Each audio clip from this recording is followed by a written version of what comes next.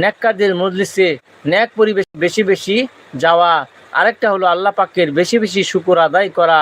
আল্লাহ পাকের কাছে সবচাইতে পছন্দের কালিমা হলো কালিমাতুশ শুকুর, আলহামদুলিল্লাহ।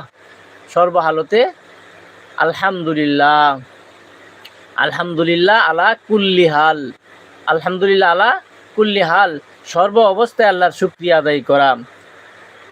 আল্লাহর আশেক আল্লাহর শুকর আদায় কিভাবে করবেন?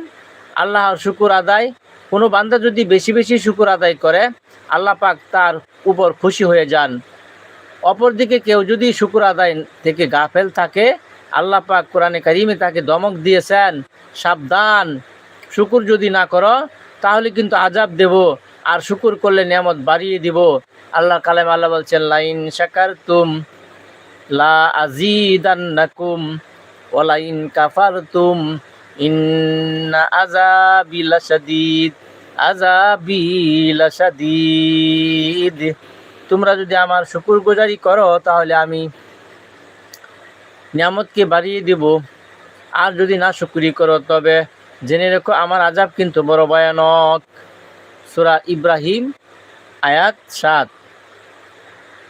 কিছু কিছু ইবাদত আল্লাহ তাআলা বেশি